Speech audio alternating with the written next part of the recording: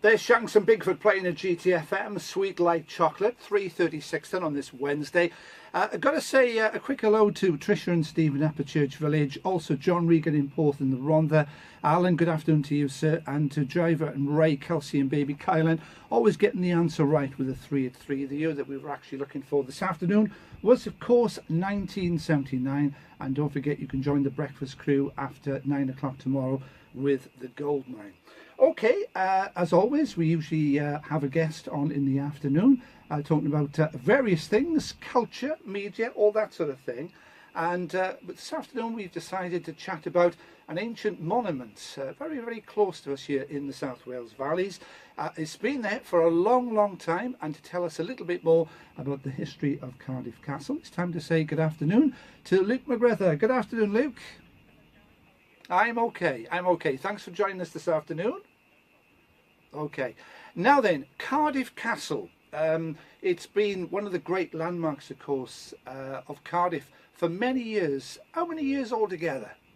Well, there's been a fort on the site for over 2,000 years. The oldest section of the castle, as we have it now, is Roman. And it's from the 3rd century, the wall that we've got there now. But there were, previous to that, there were wooden forts. There were 3 Roman forts on this site. So it's going back a few years then. I think those Romans had something to do with it, Luke, didn't they? Absolutely, yeah. So the Romans, they came here, they built a fort next to what was a river. We now know it's the River Taff. The sea was a lot closer to where the castle is now. The sea at that time came up to about, if anyone knows Cardiff, about where Howells is now. And so it was sort of a good access route, good trading post, and a good place to sort of move around from, a good base. And of course, in those days, Luke, the river used to flow down Westgate Street, didn't it? Absolutely, yeah. They've changed a few things have changed over the years. Yeah, they changed the route several times over the years. Well, it's the flow changing naturally as well as, of course, it's a long time. Things will change. They do indeed. Now, the Romans stayed for about 400 years, and then they went off and conquered as they tended to. So then there's a little bit of history with the Normans then, isn't it? Absolutely. So what happened was, after approximately 410 years, the Romans left. They had a bit of a split in their empire. They withdrew from the area, and it really wasn't occupied in any meaningful way until 1081, after the Battle of Hastings in 1066. The Normans came here and they reoccupied the old Roman fort, and it's been owned ever since, actually. 15 different families have owned the castle since the Norman invasion, and the last family left the castle in 1947 and gifted it to the people of Cardiff. Now, of course, many people visit the castle, and the locals normally do it, of course, in school, don't they? The junior schools go there. How can they get involved then? If there's a teacher listening this afternoon and thinks, oh, right, okay, I remember going to Cardiff Castle back in the day. How can I actually get my school children to come along?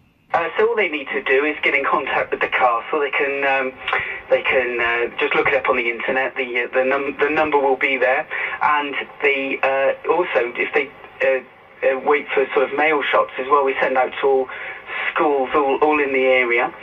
We've got an award-winning education centre here, an award-winning education officer, and it's become very, very popular. So a lot of the local schools to your area will already come here, and we get repeat business. They come year upon year upon year. Just to see Robert the Consul in the banqueting hall.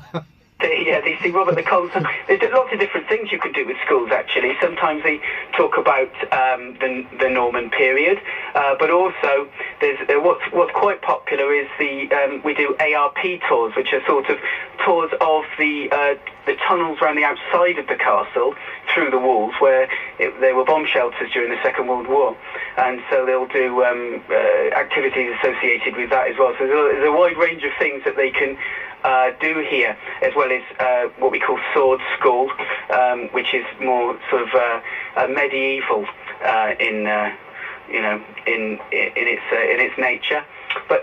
Yeah, there's lots of things. Very, very popular with schools, and even if they're not school, it's come here at school. We've got lots of events here as well, which incorporate a lot of the same sort of activities.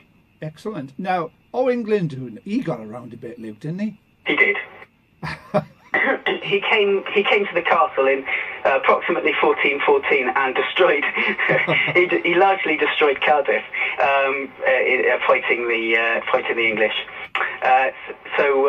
Yeah, he came here. But he was friendly with royalty as well, so maybe he sort of changed sides a few times, didn't he? As a lot of people did at that time. Yeah. There's lots of interesting aspects to history with regard to people's activities at that time. But yeah, my understanding is that he that is the case. Yeah. Actually, of course, turned against the English and fought them, and he did a very good job. Yeah. So the boots arrive. I think it was the 18th century with the first Marquis. They certainly stamped their mark on Cardiff Castle, but it was the second Marquis of Bute, wasn't it? He was the sort of brains behind the business, so to speak. He was. So the second Marquis of Bute is the one largely responsible for building up their massive fortune. They inherited land all over Britain, really, but one of the parts of land that they inherited and gained through marriage was in South Wales, and they discovered that they had coal, and they ended up exporting coal all over the world. And at one time, a fifth of the world's coal would go through Cardiff docks here. And in fact, it's the discovery of coal in the area and the Bute family is the reason Cardiff is the city it is today. The city built up around the castle because workers and individuals were attracted to Cardiff. They came to Cardiff from other areas of Wales as well as from England, and a lot of people came over from Ireland as well. So the population of Cardiff boomed at that time, and as I say, the Bute family, which were the last family to have owned the castle, are the reason that Cardiff is the city it is today. Because I think I read somewhere in 1800s there was only 1,800 people living in Cardiff, and that grew in the tens of thousands very quickly, didn't it?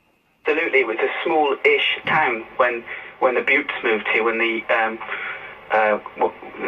Crichton Stewart family moved here, and a lot of people moved here and into the valleys to be employed by them.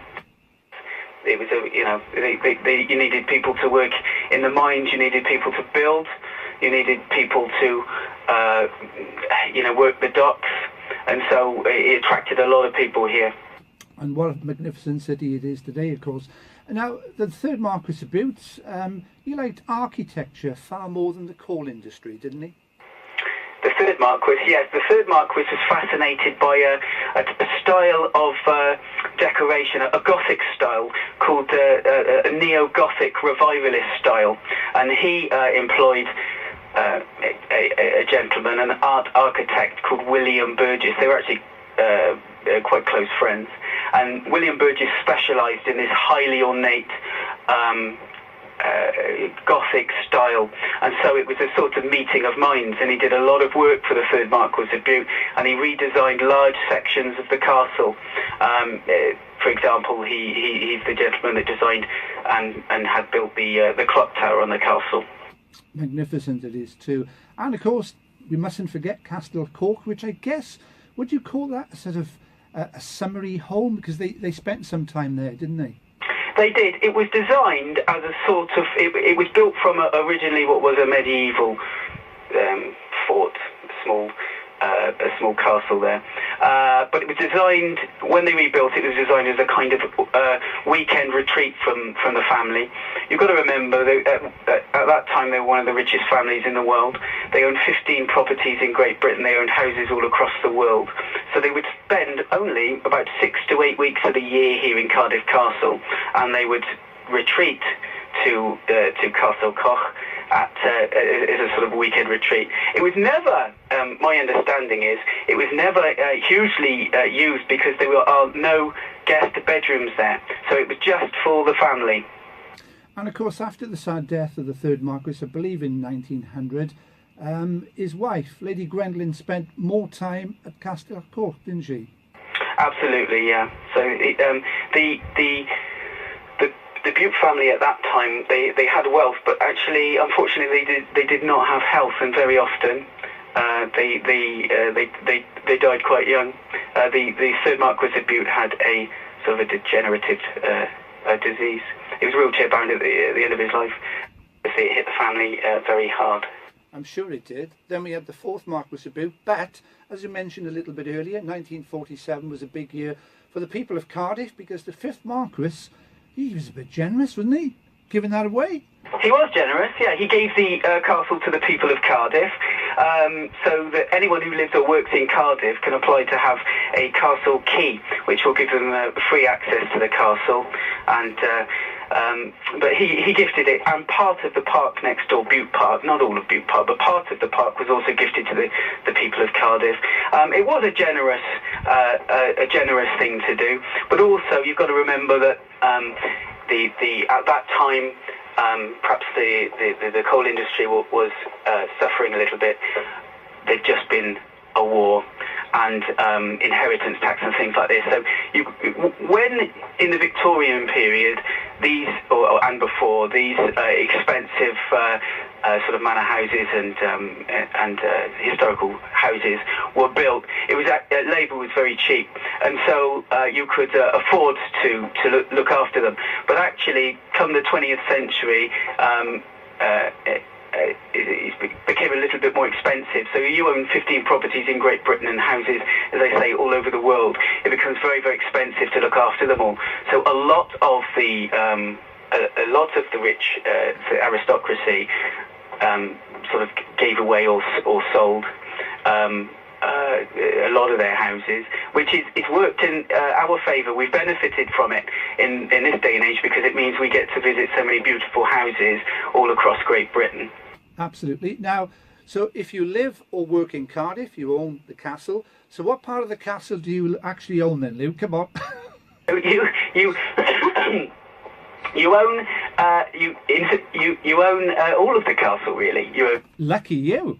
Yeah. So what that means in real terms is that as I say, you could apply for a castle key, and then you can come and go as you please. If you live or work in Cardiff, you just need to bring in proof that you live or work in Cardiff, and then apply for a card. The card. They can do a castle key for you straight away. It costs £6. That's not bad, is it? Let's be honest. Very reasonable. It lasts for 3 years, and that's really just to cover the costs of making them and maintaining the system. And they come and go. You get people that come in every day. Absolutely fascinating stuff. Well, Luke, thank you very much indeed for chatting about Cardiff Castle. It's on our doorstep, and even though there's literally tens of thousands of people right across the valleys, I'm sure, have visited. I'm sure there's many others for a variety of different reasons haven't visited yet, but that could very well change soon by the sounds of it. Absolutely. You often find that if people live close or close-ish to tourist attractions, they sometimes don't visit them. But if you were to visit if you were to visit another city and they had a castle like Cardiff Castle in it, you'd visit it straight away. So it's very, very popular. We've got a lot of events. If I may, can I come? Absolutely. Go on. Yeah. At the end of this week, on the 7th of July, we've got open-air theatre, one night only, which is The Tempest, there's a theatre company called the Lord Chamberlain's Men, and they come here every year. They're very popular, and that'll be very, very popular. We've got various medieval events. We've got a medieval event at the end of July, which is a Meet the Knights. That's a smallish one. And the big one now is Saturday the 18th and Sunday the 19th of August, the Grand Medieval Melee.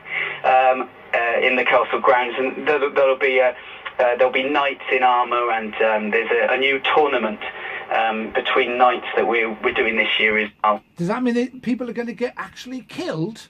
They don't actually get killed, no, but it will give people a taste of medieval life, and medieval sort of swordsmanship and archery. There'll be different music, games, displays. As I say, have a go archery, and lots of bits and bobs. There'll be lots of medieval tents around, and a lot of reenactors all dressed in costume, telling you about different aspects of the medieval period. And also in September we've our open air cinema, which is very, very popular, on Friday the 14th of September to Sunday the 16th, and there's 3 different shows there. On the Friday there's The Greatest Showman, which is actually sold out, but on Saturday is Pretty Woman, and on the Sunday is Harry Potter and the Chamber of Secrets. Oh, that'll go down a treat with the kids as well. Anyway, Luke, listen, thank you very much indeed for joining us all this afternoon. It's been a real pleasure. Yeah, very good, and very, very informative as well, I may say. And I'm sure you'll get a lot more visitors from the valleys coming down for any one of those events in the coming weeks. Thank you very much for joining us this afternoon, Luke. Thank you. Williams, GTFM, the music of your life.